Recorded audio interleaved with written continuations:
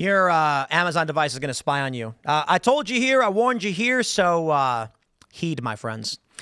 Amazon is killing its most important privacy option. It all starts this month. Amazon will now send recordings of your Alexa conversations to its servers. Literally everything you say, everything you do all the time is being recorded and sent to these companies. Don't believe me? It's true. It's been true since they implemented this. So let me break it down for you. Simple story. Without bearing the lead, that device you got sitting on your wall, reportedly, everything you say will be absorbed, sent to their servers. But that was always the case. They're saying they're killing its privacy option because now they're going to have access to that information.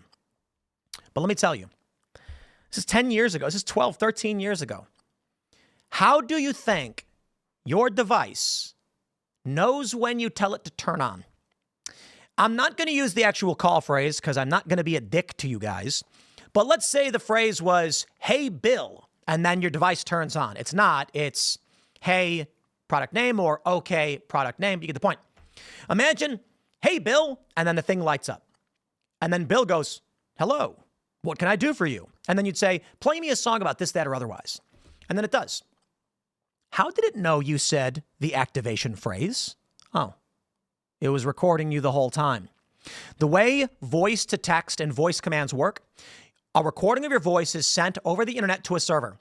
The server basically then takes the wavelength of your voice and converts it to text commands. The text commands are then sent to the computer and converted that text into an operation. That's how it breaks it down. It's kind of duct tapey, right? People think stored within their little device is the ability to turn sound into text. Not correct. It is sent off to a company that does that.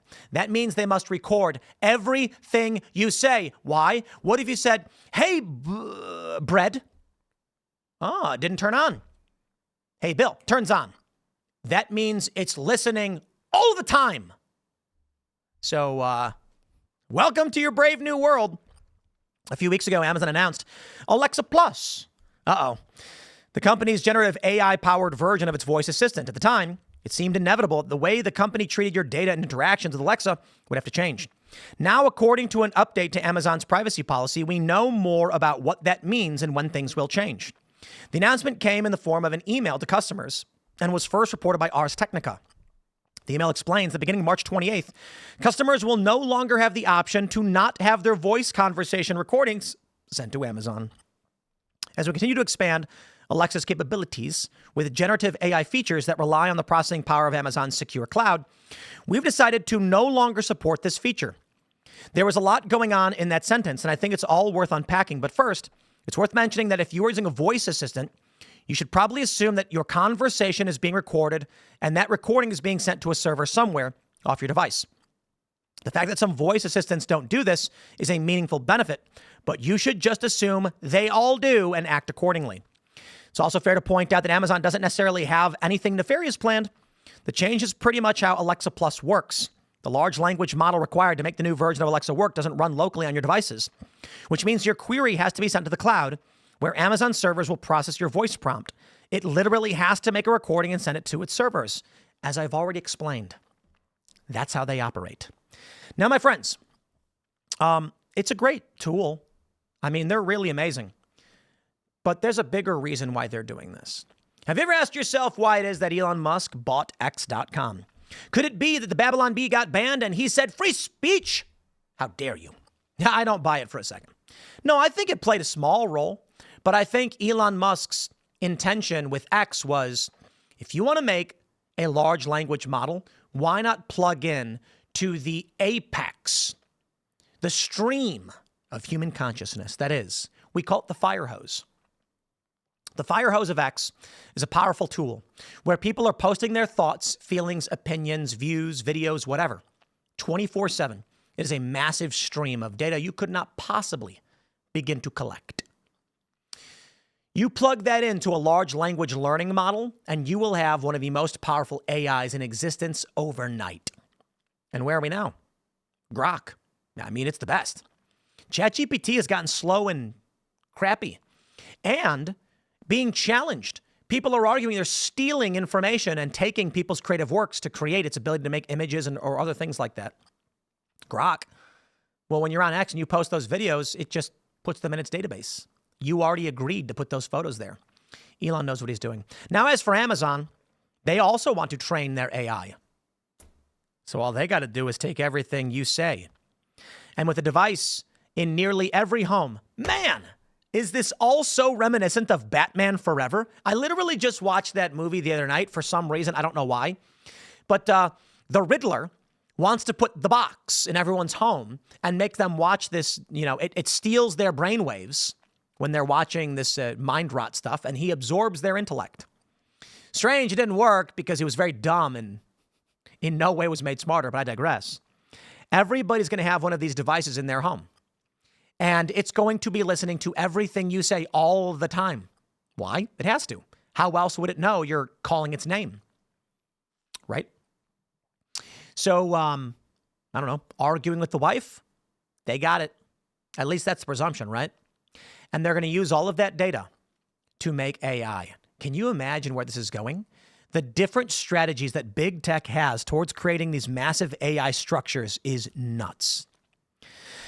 They're going to say, it is, however, problematic that Amazon isn't giving people the option to continue to choose not to have their voice conversations recorded and sent to the company's servers.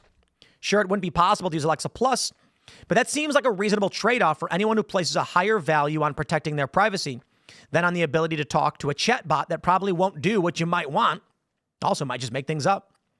If you're fine with your voice continuing working the way it has, you should be able to opt out of having your recording sent to Amazon. Do they not understand how it activates in the first place? It's already going to a company, probably just not Amazon. More importantly, to go back to the statement, Amazon blew this one. Giving people the opportunity to not have their voice conversations recorded is not a feature. It should be the default. Unless someone chooses otherwise, their information should remain on the device and not sent to a cloud service.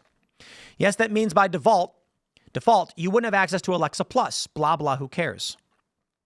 They say in this case, most people do not want recordings of their conversations with Alexa used to train an LLM. Sure, Amazon says the recording is deleted as soon as your query is fulfilled, but I don't think that's going to make people feel better about it, especially since they no longer have a choice. They're going to train their AIs off of every word you say. And it's fascinating. You know why? Right now, it's all written. The large language models are rudimentary. They see the text you write. Now, many of them have started watching YouTube videos. The scary thing is, apparently, I think ChatGPT, they say, has watched all YouTube or something like this. So you can tell it to write an argument against utilitarianism, and we'll tell it to as if it was a Timcast YouTube video. Apparently it can do all of this because I've already uploaded everything about me. Now, here they go. Yeah, I'm reading it right now. All right, folks, we got to talk about utilitarianism, the so-called greatest good of the greatest number philosophy. Sounds nice on paper, right? But let me tell you why this ideology is actually is absolutely dangerous and why the elites love it. See, the big problem with utilitarianism is that it justifies horrific. This really does work for me. Jeez. Should I just, you know what I could do? I could take this, I could put it into an AI voice generator and just make YouTube videos for myself. Yo, sooner or later, the podcasts you watch are going to be AI generated. I'm going to let you in on a secret. I know some people in the space. I'm not going to say who because I don't know what they're doing and it's not my place. But apparently, some prominent individuals are already scanning. They're doing multiple scans of their body so they can upload an AI generative lifelike video program. Like they want to make a program where you can type in the words and make this podcaster do whatever. What I'm told is they want to do it internally so they can have staff use their personality while they don't have to actually work. Isn't that freaky?